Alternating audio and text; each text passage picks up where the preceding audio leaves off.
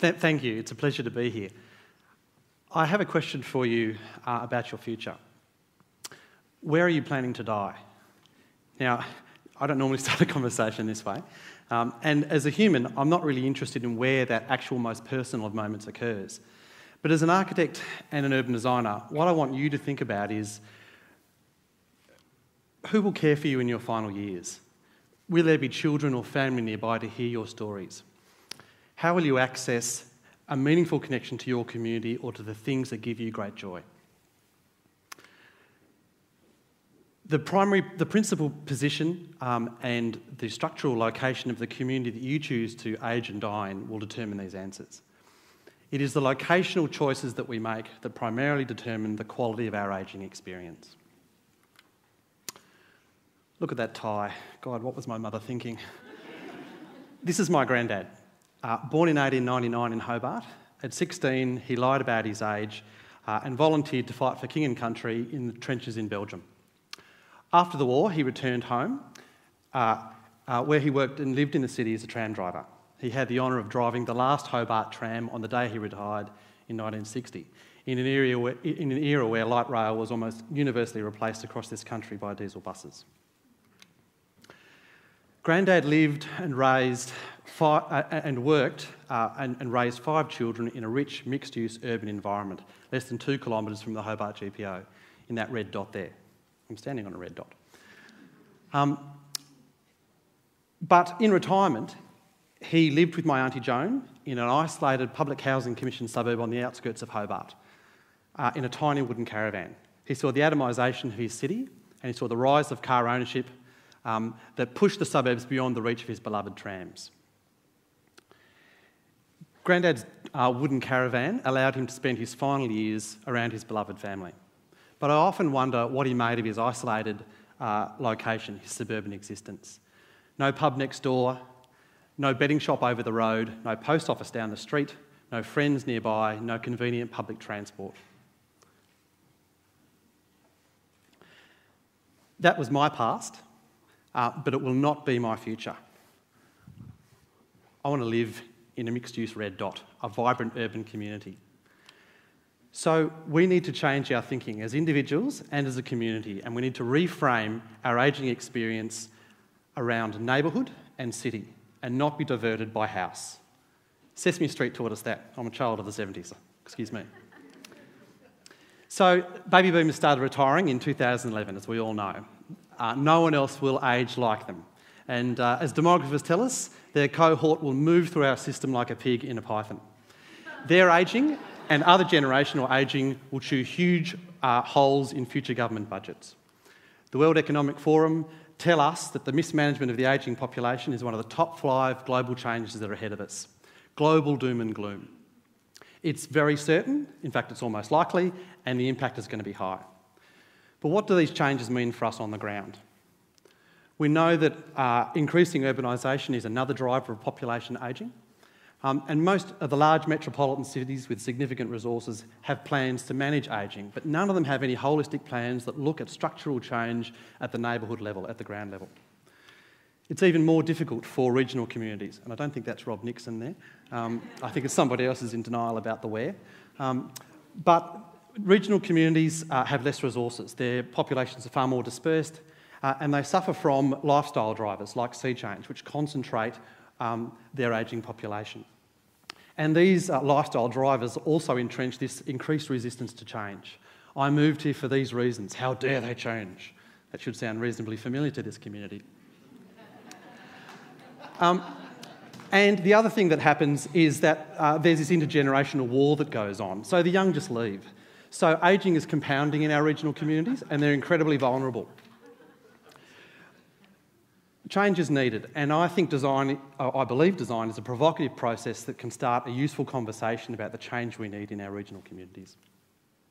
So 2 years ago, I had the pleasure of being involved in a collaborative research project with the University of the Sunshine Coast. Working with Dr. Claudia Balbin and PhD candidate Carolyn Osborne, we actually looked at the issue of infill seniors housing preferences in South East Queensland. We started from the proposition that we can't keep building new suburbs to solve our existing housing problems. We have to consolidate what we've got. And we used the World Health Organisation's Active Ageing Policy Framework, which quite simply says, if you want good outcomes for the health and well-being of seniors, you have to actually ask them, get them involved. It's not that hard. So we did. We took 2 groups of 22 seniors from Brisbane and the Sunshine Coast, and we asked them a whole lot of questions about their infill housing preferences. And we used collaborative design techniques. We gave them cameras and we told them to go out and photograph answers to their questions that we gave them about a series of questions around neighbourhood and housing. And they came back and they discussed those answers in groups and they prioritised their preferences and they represented them to each other. And the outcomes of that process were simple, but there were some powerful ideas. Our seniors told us that they preferred to have access to neighbourhoods with high quality open space, with public transport. They wanted neighbourhoods with access to young people because they understood it helped their health and well-being. They wanted walkable access to street-based shopping, not drive-to shopping centres. They wanted access to employment, to technology and education. So we took all of their preferences and we put them into a series of principles around neighbourhood and housing. And then we paired up the seniors with a group of architects and urban designers and we tested their preferences in their existing community. So we designed new housing in infill areas. And a series of typologies came out of that. But what was interesting was that the seniors understood that there were a whole range of complex competing factors that come into play when you're choosing the neighbourhood and the place that you live in. But what they told us is that they were prepared to trade those preferences in order to get access to the neighbourhoods that helped increase their ageing experience and make it more joyful for them. This is one of the typologies that we looked at, and it's called the garden house. This is one of 7, but it's a modular house, a 4-person bedroom with shared care possibly that might sit across 4 backyards in an existing suburb, freeing up these existing houses that they owned and the equity to pay for the care environment, but it means that family might come and live in here or they might be rented out to generate more income. So when we took the 7 typologies and we retrofitted them back into some middle inner urban environments in Brisbane, we found that we could locate them next to rail stations and a whole range of other services and amenities. And this allowed seniors access to a diverse range of housing depending on how they aged. And that was really valuable to them. We coined the term ageing in neighbourhood as distinct to ageing in place, which you may well have heard. And this concept acknowledges that significant change occurs throughout the ageing process, but that any corresponding stress that seniors feel throughout ageing can be minimised if a whole of neighbourhood approach is taken. So for us, nearness and neighbourhood outweighed shower hobs and handrails. And this research reflected other findings, other desktop research findings, which suggest that locality or an attachment to a familiar community becomes more important the older that you get. So I learned a few things from this process.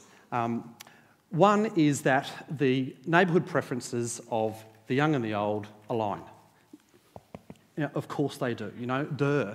One of the things about suburban thinking is that we have convinced ourselves that isolation and segregation is actually what we aspire to, rather than mixed use and diversity. So what I learned is that we can actually use the ageing boom to generate housing that will transform the lives of the young and the old and put them back together again, and we've forgotten how to do that. The second thing that I learnt was that if we don't use the money and the social opportunity that's created from an ageing boom to transform our regional communities, then that money is going to be wasted. And we need to do what previous mining booms have done in this country. Transform our communities. I want future generations to look at us and say, yeah, 200 years ago they had an ageing boom and they got it right. They created a whole series of fantastic places as a result. Well done us, The other thing that I learned is that these issues are very, very complex. And all of us, if left to our own devices, we will ignore the likely impacts that ageing are going to have on us. And we'll probably be overly optimistic about how ageing is really going to affect our lives.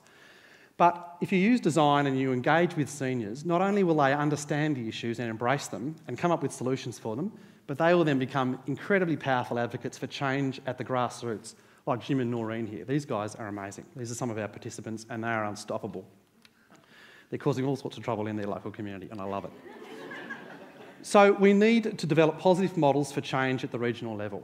But politicians can't do this. It's too difficult for them. They can't act without a flashpoint or a groundswell. So we need to develop these positive models for ageing for our regional communities at the ground level. We need to develop political power, and we need to push that up from the grassroots up to our leaders and get them to change what we want to change. Designers are the catalysts that can start this change. They can tell communities what this change means on the ground and what it looks like, and they can bring about the change if they dare to act and engage with the community. But it means they've got to get off their backsides, and they have to understand that design isn't there just to solve the problems of the young, the rich and the funky, okay? And fortunately, the GFC means that we've all got to develop new models of finding work. So architects can no longer sit in their offices and wait for clients to walk in the door. They have to get out and they have to start their own projects and they have to engage in what I call collaborative activism. So, ageing is change that will affect us all, undoubtedly, but it is change for good. We have to use design as a catalyst to make change within our regional communities and to transform them in a positive way. So my message to you is join me on the red dot. Plan to live in a vibrant, mixed-use urban community. Have a conversation with a designer about your future and what that will be. And then with others, identify your community and together act to transform it, especially if you live in a regional location. Thank you.